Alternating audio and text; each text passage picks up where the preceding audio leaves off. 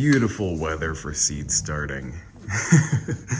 Oh no, this is actually just what happens when you tell yourself that you'll allow yourself to eat as much of your garden vegetables that you personally grow as you want. You end up starting seeds very early because it sounds like an enticing deal when you're on a calorie restrictive diet. So here we are. It is basically mid-February. We're getting some good snow and ice at the moment. I'm currently in the middle of a workout, down about 40 pounds at the moment in the past 2 months, and have a ways to go. But today we are starting our very first seeds. It's very exciting.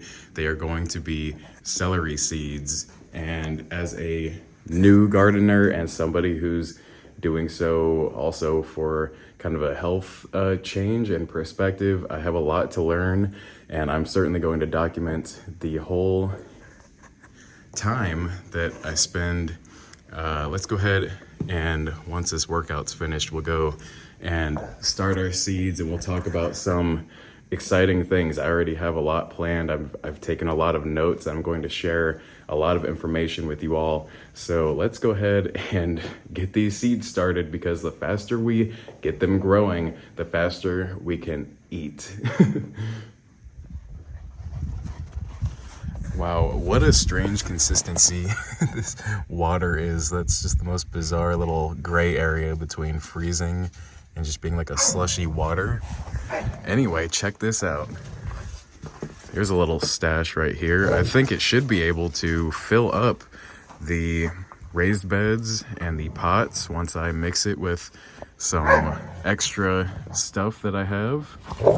Check it out. You can hardly see it, the whole setup, but I'll reveal it when it's a little bit more clear out. But check it out. Here we have 5 big 3 cubic foot compressed bales, which I'm hoping to expand to about 6 cubic feet each. We have 28 bags of composted cow manure and 3 4 cubic foot bags of perlite. Those were bought off of Amazon. And the funny part about it, those are 1 cubic foot, by the way.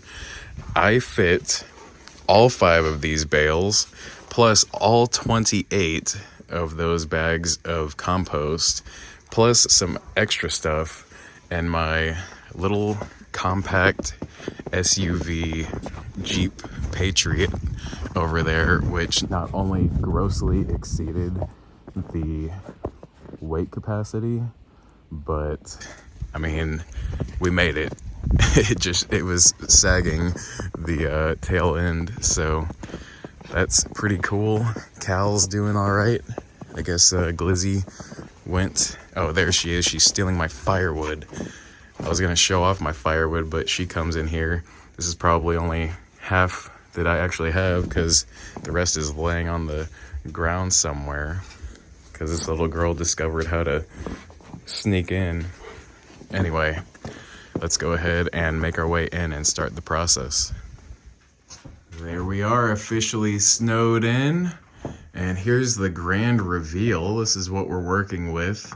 My very first indoor growing setup, very hastily put in this area that is exactly as much space as I need. I have all sorts of stuff and supplies here, but let's just see. This is the first experiment where I'm just giving a little trial run of kind of how I'm going to set stuff up. I do have the heat mat with a piece of cardboard underneath to act as some form of insulation. I did opt to go ahead and use a 18-ounce solo cup. It's the square variety. When combined with the clear variety of round solo cups, this one, the red one, will sit down to about 3/4 of the way down in this clear cup. So ultimately that's what I'm going to do, is set this one inside of the clear cup, where I can kind of do Of course, doing this with one hand is a little bit awkward, but you can kind of get the idea where I can kind of, almost like you are using a standard tray, except it's a little bit more individualized, where I can bottom water, as long as I put cuts in the red solo cups, I can bottom water and do so as necessary to each individual plant. And obviously the bag working as a humidity dome, the black cord being the temperature probe. And so we're gonna be starting celery. Here's our light that I got from Lowe's. It is a dedicated grow light, mostly because, and this is where you guys can help me, I have no idea where to get an actual light fixture. The fixture itself, like the thing that's hanging, I really wanted a T8 bulb because I did all the research. I wanted the 6500 Kelvin, high lumen output variety of T8 light bulb, and I found the bulbs themselves. Those are easy to come by, but I cannot for the life of me just find a fixture. And I have a funny story about my experience at Lowe's purchasing the grow lights. If you just let me know if you want to hear that at all. But that's one way you guys can help me. Where on earth did you guys find your fixtures? Because you'd think that would be extremely common, but I suppose not. There's our look at the snow so far. But anyway, let's go ahead now, conduct our first experiment that I would like to start, and talk a little bit more about why I'm starting celery right now. Man, it's actually getting dark out now that I've come inside after completing the workout, and that's a good thing because I'm going to be starting these, and that means, of course, turning the light on, as celery needs light in order to germinate, and it's going to be overnight because that's how I'm going to set it up. I'm going to provide them light overnight. Apparently it's cheaper that way using power, and it also works out the best with my schedule, so this is actually perfect. Let's conduct, though, experiment number 1, which is so fun in gardening already that we have a little experiment. So I bought these seeds yesterday, and I'm going to be starting them. That's what's in this video right now, and it could take up to 3 weeks to see results with celery, so it'll be kind of cool. The thing is, though, I'm going to be conducting an experiment because I've seen 2 other methods suggested, and that is starting celery after freezing the seeds for some amount of time, up to even a few weeks. And I've also heard somebody say that they freeze their seeds and then they sprinkle them onto a wet paper towel. And I've seen somebody else say that they sprinkle it onto a wet paper towel and fold the paper towel over. And apparently that's supposed to lead to a higher germination success rate.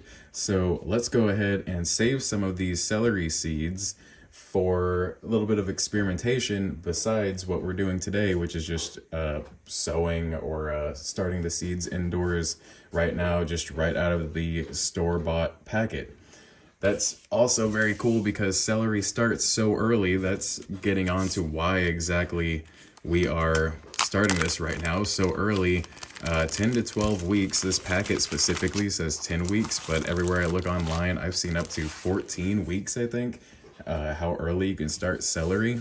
Here's some info in case you want any right off the pack. And look at this. This is kind of my first view of inside the packet. And boy, oh boy, are these truly small seeds. Look at that. Tiny individual seeds. I am somewhat familiar because, believe it or not, I mean, I love the taste of store-bought celery seeds. And we'll go ahead and test this little experiment out. We're going to put these in the freezer. I guess right now, given the weather outside, I've never done this thing that I see people on YouTube do where they just gently tap, and even if it's like a tiny seed, they get the little seeds out one at a time. There's one seed. Oh, look at that. Oh, it's working.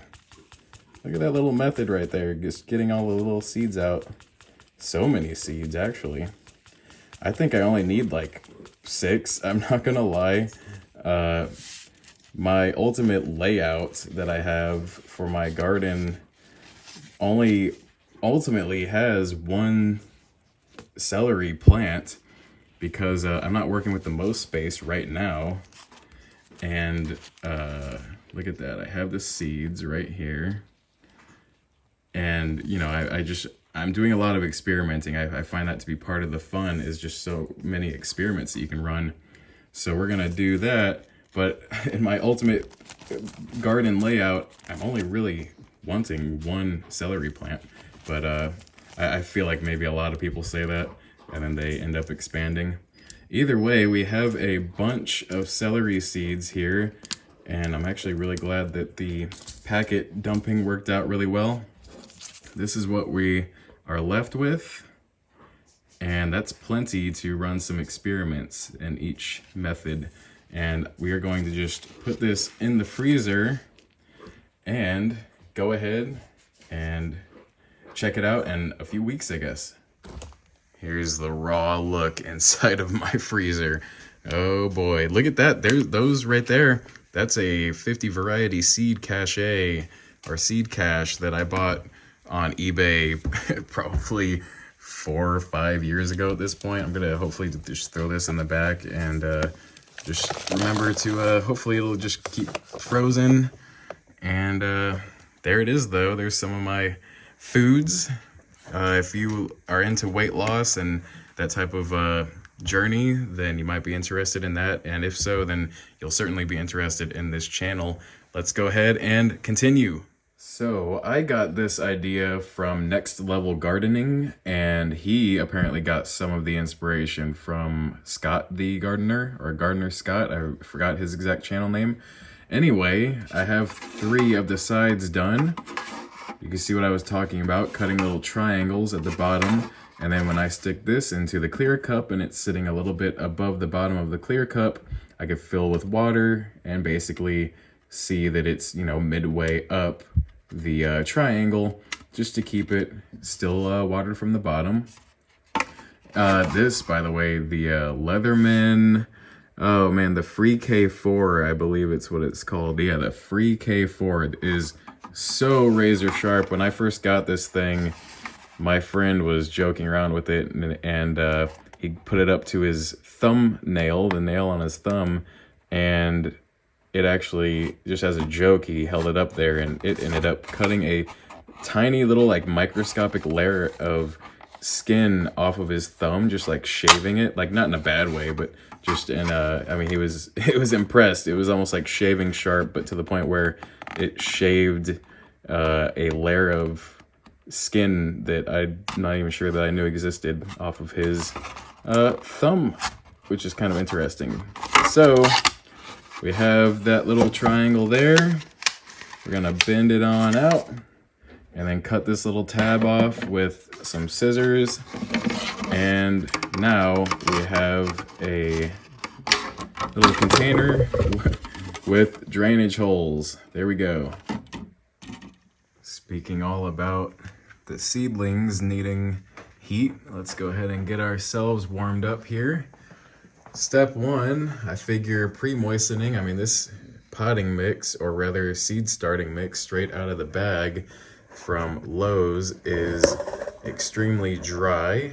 My initial idea was, okay, well, just go ahead and add it to a cup and then water the cup. But after a very brief search online, it turns out it's better to, and you know, just in general, get your hands dirty. This is gardening in mid-February while it's snow and ice outside. So I went ahead and just got a Tupperware container here and this little watering can from Walmart, which I actually love. It was like $7. And what I love about it, I don't have it mastered yet, but the control, if I could get this right, I mean, you can literally get it down to where it's just barely giving you drops of water at a time. And I feel like I love that. So I've never done this before. So okay, well, that water disappeared. It's actually nice kind of warm water. I don't know how much I'm going to need, but I'm just going to mix it up. And that goes for, I don't know how much water I'm going to need. I also don't know exactly how much of the seed starting mix I'm going to need, because I figure it's going to expand. You saw at the beginning here, I had the mix in the red cup. That's a different red solo cup. And I filled it all the way to the top with the seed starting mix. Look at that. Filled it all the way to the top with the seed starting mix. Of course, I don't want the soil all the way up to the top once it's actually in there. So I figure either, I don't know if the water is going to make it expand or make it kind of contract a little bit. So I just went with a little bit extra. Maybe I'll need a little bit more. This is getting pretty moist here. I've used maybe a quarter of the little watering can, and it's getting very fine, very interesting texture, little tiny bits that can be broken up. So this is good. I mean, it's good to get your hands dirty, but also you can, just feel what you're exactly working with, what your plants are growing in, break up any big bits and make sure every little bit, that's of course why they want you to, or why I read it's good to do this without doing it in the cup itself. Like you pick out a little stick, toss it to the side. But you can moisten it all the way through, as opposed to, of course, if you're just watering it in the cup, it might not do it this well, or at least this quick. And I heard that the warm water will make it moisten more easily. And I must say, let's not get caught up at one angle, kind of rotate it around, see what we're working with. I must say that this seems like a nice warm, just barely warm to the touch. There's another little tiny stick there. Toss that in the tray.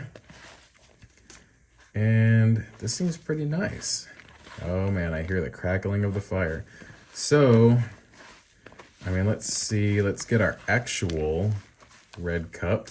And now that this is thoroughly mixed and soaked pretty well, we can kind of see where we stand as far as the volume that we need. So here is our cup. Let's see how well filled we get it with this now nice dark moistened bit of material.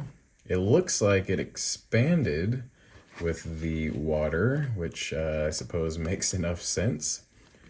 But we will compact it down just very gently. I believe M.I. Gardner described patting it down as don't use more force than you would want to have pressure on your eye. So just kind of very, very lightly kind of tapping it down here. And you know what? I'm going to scrap that. I'm going to dump that out. I want to do that all the way throughout the level of, in other words, do one scoop, because I feel like this water made it a little bit clumpy to where I'd like to, just put very light pressure on it, but I'd like to do that kind of in layers so that I know that it's actually getting a little bit of pressure all the way. So I'll do that, add another handful, just do another very light amount of pressure. The way I was wanting to describe it, like I said, M.I. Gardner called it the amount of pressure that you, I guess, would be comfortable with somebody touching your eye. I'm calling it just like the amount of pressure. It's like you're petting a hamster. If you ever had a pet hamster, maybe you're just petting your hamster and it's just kind of a light, just the lightest tapping, not necessarily petting, but yeah, it looks like it expanded a bit. So I was also wondering how exactly, I was like, oh, well, is soil gonna just start falling out of those triangular cuts that I made? And it looks like the conclusion is, I mean, obviously it's sticking out there, but it's not like falling out. But I guess the idea, hopefully, is that we can keep the soil kind of moistened, and just kind of bottom water is what I intend to do here. Now this looks like it's perhaps going to be the absolute perfect amount. So actually it did compact is what it looks like. I don't know what it did, in all honesty. Like it's going to end up being the perfect amount of soil kind of below, I filled it up with dry soil all the way up to the rim, and now it's only it's below the rim, but that's also with me compacting it. So maybe it stayed the same, maybe it shrunk, maybe it expanded. Either way, that's what you can do if you care to follow along. And I just have the very light tapping now, just giving it nice and even all the way across. And looks like that's about what we're gonna work with here. Nice little bit of soil, so that's what it looks like, our seed starting mix.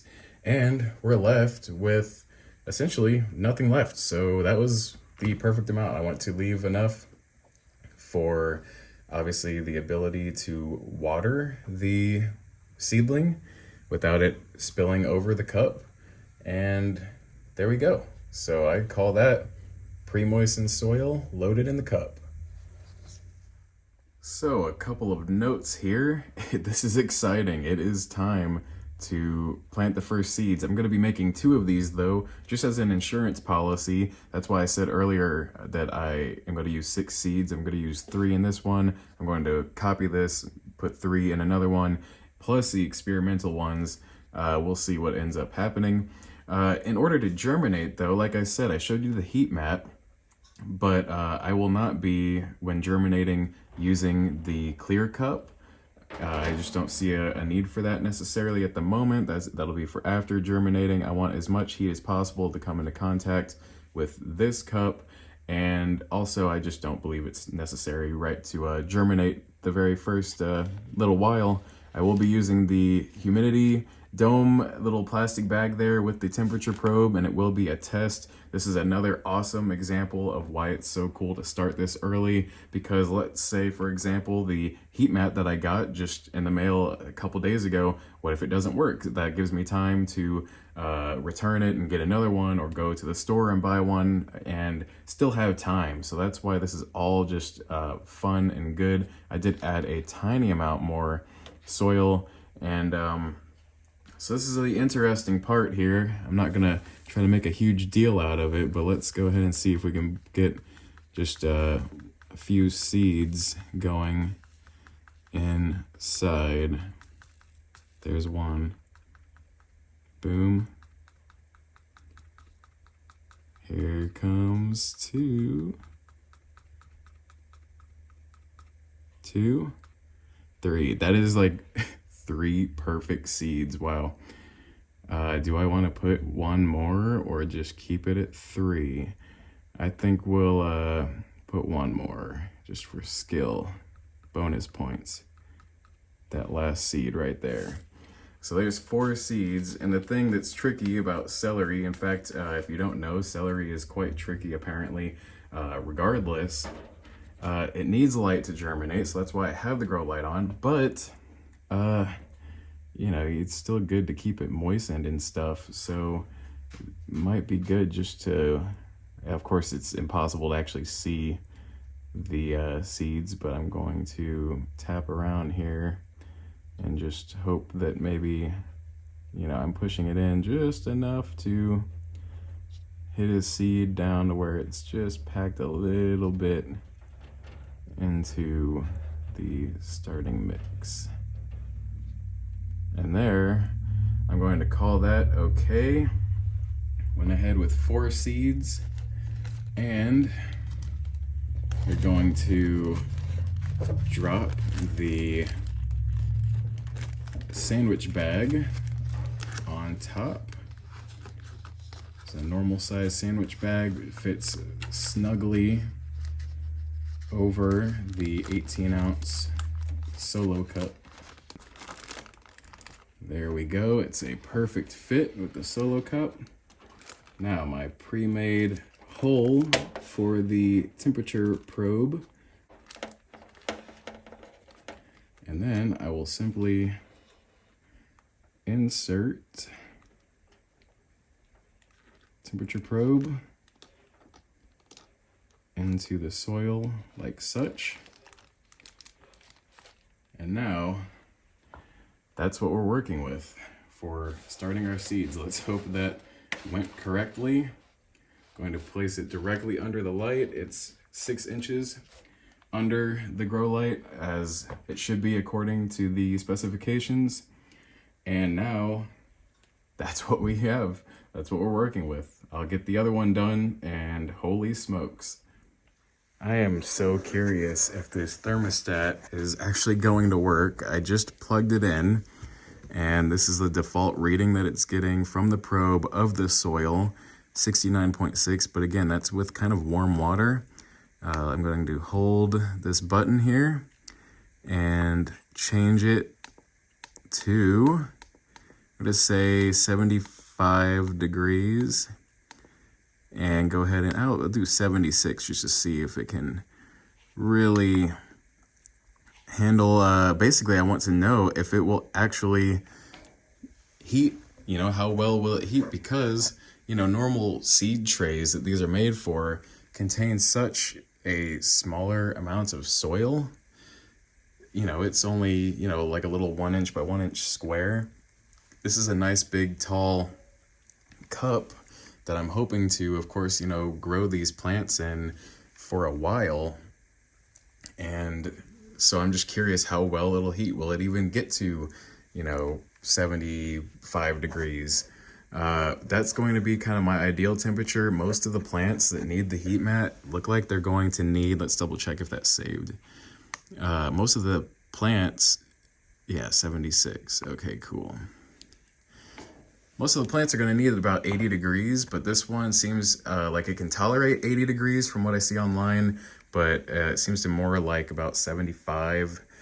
So I'll see if it can even reach that temperature or not. And I guess right now it's kind of a waiting game. Anyway, that's the very first sowing of the celery seeds in my first little home garden.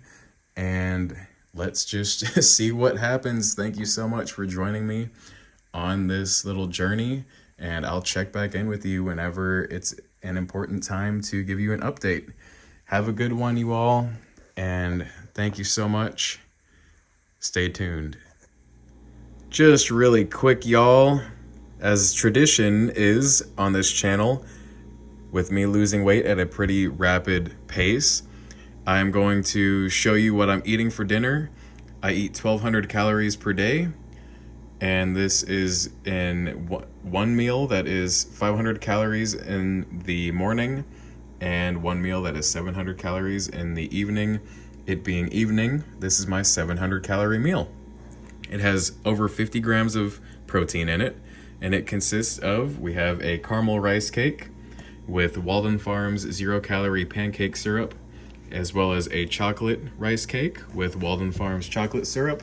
In this bowl, we have a delicious combination of Progresso 20-gram protein per can Southwest style black bean. We have this can, all from Walmart, by the way, tomatoes, okra, and corn, delicious and extremely low calorie, combined with a can of chicken, all from Walmart at a decent price. This is what I'm eating for 700 calories.